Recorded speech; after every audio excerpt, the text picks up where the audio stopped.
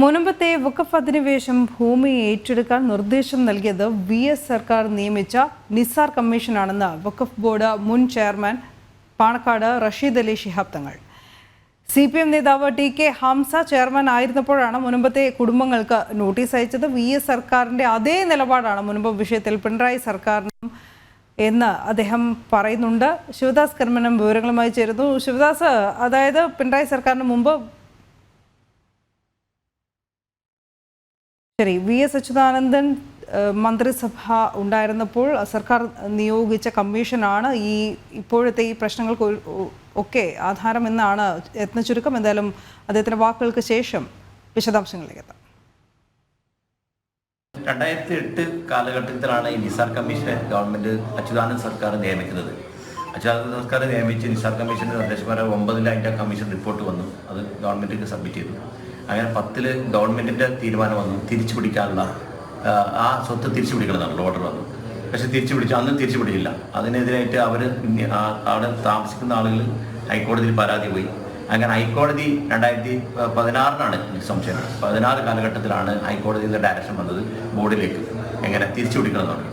Board ആ തീരുമാനം തിരിച്ചു പിടിക്കാനുള്ള തീരുമാനത്തിൽ നോട്ടീസൊന്നും ഇഷ്യൂ ചെയ്യാതെ അവിടെ വെച്ച് പെൻഡിങ് വെച്ചു. അങ്ങനെ പെൻഡിങ് വെച്ച് അവസാനം കോർട്ട് കണ്ടംപ്റ്റ് വന്നപ്പോൾ പിന്നെ ഞങ്ങൾക്കത് എന്തെങ്കിലും ഒന്ന് ആക്കണം. അതിന് പരിഗണിച്ചു എന്നല്ല, ബോർഡിൽ പരിഗണിച്ചു വെക്കുകയും ചെയ്തു. പക്ഷേ നോട്ടീസ് ഒരു പാർട്ടിക്കും അവിടെ നിന്ന് വെക്കേറ്റ് ചെയ്യണമെന്നുള്ള നോട്ടീസോ തിരിച്ചു വിളിക്കാനുള്ള നോട്ടീസോ ഇഷ്യൂ ചെയ്തിട്ടില്ല. അത് ചെയ്തത് എൻ്റെ ശേഷം വന്ന വഖഫ് ബോർഡായിരുന്നു. അത് ഹംസാക്കായിരുന്നു ചെയർമാൻ. ഹംസാക്കാണ് അത് ഇഷ്യൂ ചെയ്തിട്ടുള്ളത്, ഞാനല്ല. സർക്കാർ വിചാരിച്ചാൽ അത് പരിഗണിക്കാവുന്നതേ ഉള്ളൂ. സർക്കാർ വിചാരിച്ച മാനുഷിക പരിഗണന നൽകിയിട്ട് അവരെ ഇറക്കി വിടാതെ അവരെ പരിഗണിക്കാൻ പറ്റും. സർക്കാരിന് വിചാരിക്കാം, സർക്കാർ ചെയ്യാൻ കഴിയും. ശിവദാസ്, അതായത് ഇപ്പോഴത്തെ പ്രശ്നങ്ങളൊക്കെ തുടങ്ങുന്നത് VS അച്യുതാനന്ദൻ സർക്കാരിന്റെ കാലം മുതൽ എന്നതാണോ സാരം? അതായത് 2007 VS അച്യുതാനന്ദൻ സർക്കാർ നിയോഗിച്ച ജസ്റ്റിസ് MA നിസാർ കമ്മീഷന്റെ റിപ്പോർട്ട് പുറത്തു വന്നതോടുകൂടിയാണോ ഇപ്പോഴത്തെ എല്ലാ പ്രശ്നങ്ങൾക്കും തുടക്കമാവുന്നത്? മുൻ വഖഫ് ബോർഡ് സംസ്ഥാന കമ്മീഷൻ ചെയർമാൻ കൂടിയായിരുന്ന റഷീദ് അലി ശിഹാബ് തങ്ങൾ പറയുന്നത്, അതായത് 2007 VS സർക്കാരിന്റെ കാലത്താണ് ഇതുമായി ബന്ധപ്പെട്ടുള്ള പ്രാഥമികമായ നടപടികൾ സ്വീകരിച്ചത്. അന്ന് ഇതുമായി ബന്ധപ്പെട്ട് മുൻപത്തെ ഈ ഭൂമിയുമായി ബന്ധപ്പെട്ട് ഒരു നിസാർ കമ്മീഷനെ വെച്ചിരുന്നു. ആ നിസാർ കമ്മീഷനാണ് ഇതുമായി ബന്ധപ്പെട്ടുള്ള മറ്റ് റിപ്പോർട്ടുകളും വിവരങ്ങളും ആദ്യ ഘട്ടത്തിൽ ശേഖരിച്ചത്. പിന്നീട് അത് സർക്കാരിന് സമർപ്പിച്ചു. 2008 അത് സർക്കാരിന് സമർപ്പിച്ചു. പിന്നീട് സർക്കാർ ഈ റിപ്പോർട്ട് പരിശോധിച്ച ശേഷം ഇതുമായി ബന്ധപ്പെട്ട് കോടതിയിൽ പോയി. പിന്നീട് കോടതിയുടെ പരിഗണനയിലായിരുന്നു ഈ കേസ് ഉണ്ടായിരുന്നത്. അതിനുശേഷം കോടതി അലക്ഷ്യം ആകും എന്ന് കരുതിയാണ് ഈ വിഷയത്തിൽ ഇടപെട്ടത് എന്നാണ് റഷീദ് അലി ശിഹാബ് തങ്ങൾ പറയുന്നത്. അതിനുശേഷം പിണറായി സർക്കാരാണ് ഇതുമായി ബന്ധപ്പെട്ട് ഈ മുൻപത്തുള്ള താമസിക്കുന്ന ആളുകൾക്കെല്ലാം തന്നെ നോട്ടീസ് നൽകിയത്. അത് UDF ഭരണകാലത്ത് അത്തരത്തിൽ ഒരു ഇടപെടലോ അല്ലെങ്കിൽ നടപടികളോ ഒന്നും തന്നെ എടുത്തിരുന്നില്ല എന്നാണ് അദ്ദേഹം പറയുന്നത്. പിന്നീട് TK ഹംസ വഖഫ് ബോർഡ് ചെയർമാൻ ആയിരുന്ന സമയത്താണ് ഈ ഇതുമായി ബന്ധപ്പെട്ടുള്ള കൂടുതൽ നടപടികൾ നോട്ടീസ് നൽകിയത് അടക്കമുള്ള കാര്യങ്ങൾ ചെയ്തത് എന്നാണ് അദ്ദേഹം പറയുന്നത്. എന്തായാലും ഇടത് സർക്കാരിനെ വെട്ടിലാക്കുന്ന തരത്തിലുള്ള വാക്കുകളാണ് അദ്ദേഹത്തിന്റെ ഭാഗത്തു നിന്നും ഉണ്ടായത്. അതായത് ഇടത് സർക്കാരിന്റെ ഇരട്ടത്താപ്പ് തുറന്നു കാട്ടുന്ന തരത്തിലുള്ള വാക്കുകളാണ് മുൻ വഖഫ് ബോർഡ് ചെയർമാൻ കൂടിയായിട്ടുള്ള റഷീദ് അലി ശിഹാബ് തങ്ങളുടെ ഭാഗത്തു നിന്നും ഇന്ന് അദ്ദേഹത്തിന്റെ ഒരു പ്രതികരണത്തിലൂടെ നമുക്ക് ലഭ്യമാകുന്നത്. UDF സർക്കാരിന്റെ കാലത്ത് UDF സർക്കാർ പക്ഷേ ഈ വിഷയത്തിൽ കൃത്യമായ ഒരു ഇടപെടലോ അല്ലെങ്കിൽ തന്നെ കൃത്യമായ ഒരു മറുപടി അവർ പറയുന്നില്ല.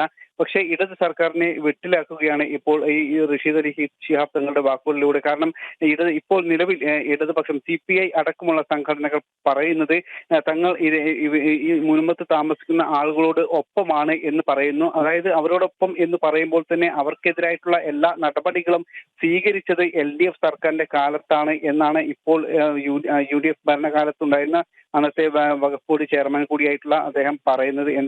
ഇത് ഇടത് സർക്കാരിനെ ഇപ്പോൾ കൂടുതൽ വെട്ടിലാക്കിയിരിക്കുകയാണ്.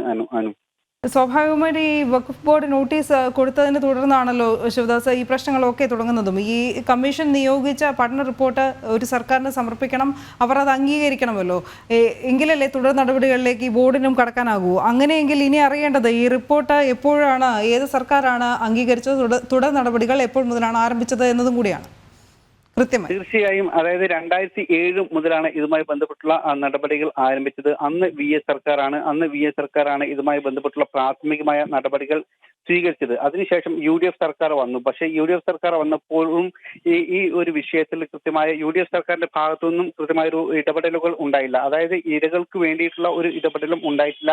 അവിടെ ഭൂമി നഷ്ടപ്പെടുന്നവർക്ക് വേണ്ടിയിട്ടുള്ള ഒരു ഇടപെടലും ഒന്നും തന്നെ ഉണ്ടായിട്ടില്ല. നിലവിൽ അവർ ഈ ഒരു റിപ്പോർട്ട് അവരുടെ പരിഗണിച്ചുകൊണ്ട് കോടതിയുമായി നേരിട്ട് ബന്ധപ്പെടുകയാണ് ചെയ്തത്. പക്ഷേ ഇരകൾക്കൊപ്പം എന്ന് വരുത്തി തീർക്കുന്ന തരത്തിലുള്ള ഒരു നിലപാടുകൾ തന്നെയായിരുന്നു അന്ന് UDFന്റെ ഭരണകാലത്തും ഉണ്ടായിരുന്നത്. പക്ഷെ അവർ നോട്ടീസ് അടക്കമുള്ള കാര്യങ്ങൾ നൽകിയിരുന്നില്ല. അത് പിന്നീട് 2016 LDF സർക്കാർ വന്നപ്പോൾ, പിണറായി സർക്കാർ വന്നപ്പോഴാണ് ഇവിടെ മുൻപത്ത് താമസിച്ചിരുന്ന കുടുംബങ്ങൾക്കെല്ലാം തന്നെ നോട്ടീസ് നൽകിയത്. അക്കാര്യം തന്നെയാണ് ഇപ്പോൾ റഷീദ് അലി ശിഹാബ് തങ്ങളും സൂചിപ്പിച്ചിരിക്കുന്നത്. അന്ന് TK ഹംസയായിരുന്നു വഖഫ് ബോർഡിന്റെ ചെയർമാനായിരുന്നത്. അന്ന് TK ഹംസയുടെ നേതൃത്വത്തിൽ അവിടെ പോയിരുന്നു, ഈ സംഭവ സ്ഥലത്ത് പോയി പരിശോധന നടത്തിയിരുന്നു. ഈ പരിശോധന നടത്തിയതിനു ശേഷമാണ് പിന്നീട് കോടതിയുമായി ബന്ധപ്പെട്ടുള്ള ചില നടപടികൾക്ക് ഇടത് സർക്കാർ മുതിർന്നത്. അതിനുശേഷം ആണ് ഈ നോട്ടീസുകൾ അടക്കം വിതരണം ചെയ്തത്. അതുകൊണ്ട് UDF സർക്കാർ ഈ വിഷയത്തിൽ കൃത്യമായി ഇവർക്ക് അനുകൂലമായിട്ടുള്ള നടപടികൾ സ്വീകരിച്ചില്ല എന്നും